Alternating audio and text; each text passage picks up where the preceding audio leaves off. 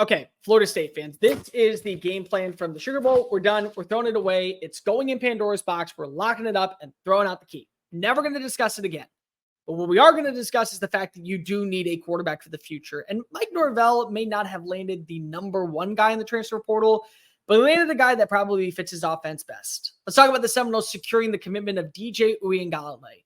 If you are new here, welcome on into the channel. My name is Cole Thompson. I'm a radio show host based in Houston, and I talk college football daily. So if this is the type of content you enjoy, plus anything going on with coaching searches, national championship news, it's a Big Ten bout down in Houston, and really anything that we call in our favorite sport, make sure that you smash that subscribe button down below. Leave a comment telling me what your thoughts are for the Seminoles going into 2024 now that Uiagalelei is leading the charge. Tell your friends, your family, your mortal enemies, best of bros, the drunk dude passed out in a Publix parking lot, Seminoles fans and college football aficionados everywhere about this channel, because we are on the race to become the #1 YouTube show talking college football daily. Give me a follow on social media at Mr. Cole Thompson as well.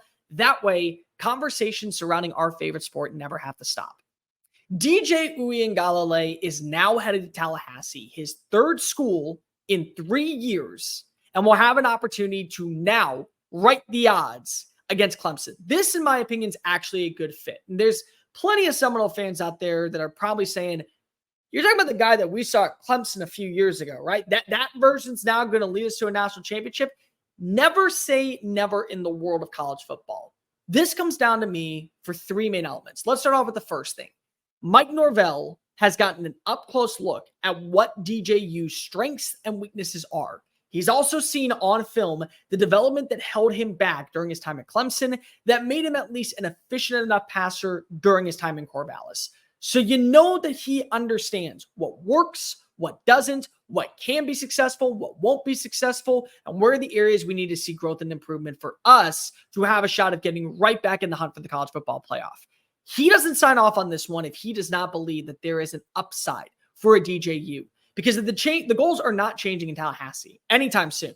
They felt like they were left to die in the ACC because if they had that brand next to their name and they were out of the college football playoff. Like it, hate it, talk about the issue. Nope, we're not going to do that. We're not going to talk about the Orange Bowl. But regardless, they still believe next year with the opt-outs, with the transfers, with the players entering the draft, with how much we're going to replace, we still can win a title. So you have to have a quarterback that can do that. And veteranship means something in college football. There was a reason why you look at the teams that are playing in the national championship, they have stability at the most important position. And transfer portal quarterbacks, sometimes leaving one school to go to another place, the grass is greener on that side.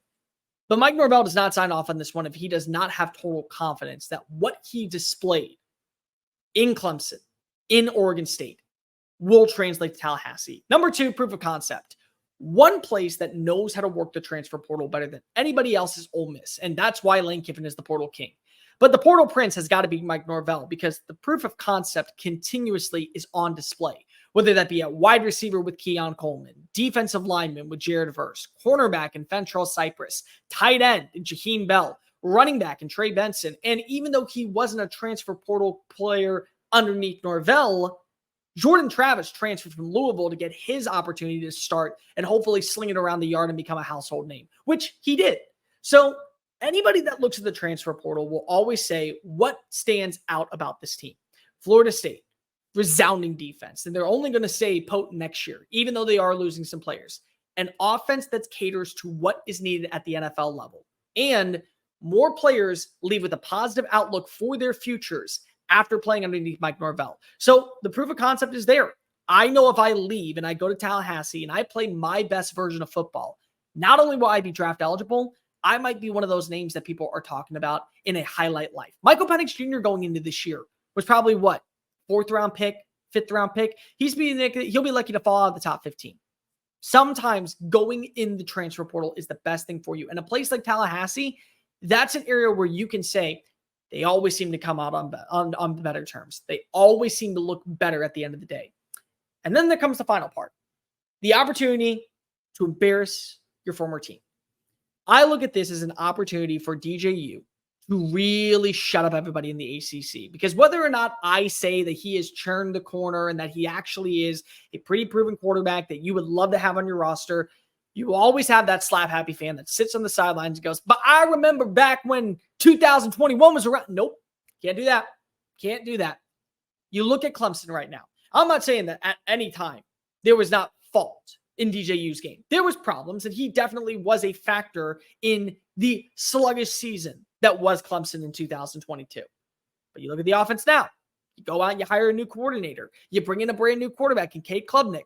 And the same problems are unraveling in front of your eyes, and they end up going and playing in a non-New Year's Six bowl game, which feels very out of character for Clemson. So you understand that it's not only about the proof of concept, it's also about knowing where you came from. DJU was flawed. No one can deny that. DJU absolutely had his issues when it came to passing, when it came to timing, when it came to delivery, playing under pressure. All of that was on display. But so were the flaws of the offensive concepts with Clemson. So were the lackluster wide receivers that didn't make headlines the way that we all thought that they could. So was the execution led by Dabo Swinney. And now you have a shot to go ahead and walk in and silence him. And it will be in Doak Campbell. And we know that it's going to be a game that has a lot of college football playoff aspirations around it. But if you win, all you get to do is walk up to every Clemson fan and go, hey, remember that score? Because you remember all the ones that I was bad.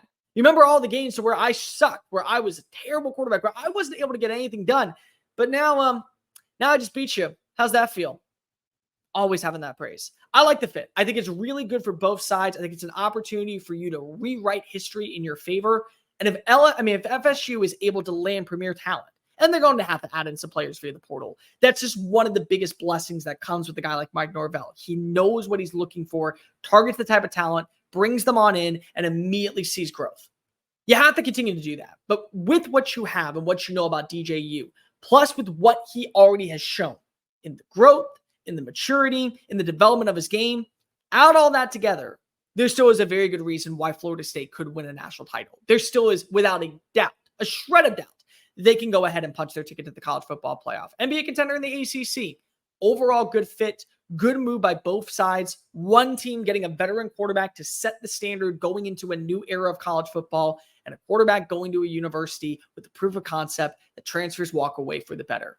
Everyone walks away a winner in this deal. And in the end, we may be talking about DJU as the quarterback that couldn't get it done in Clemson, but the one that did get it done in Tallahassee. Hey guys, thank you so much for watching that video. Don't hit the X button yet. Make sure you hit subscribe to keep up with all of our daily content found on Just Saying It and anything else that we post on this channel. Bye.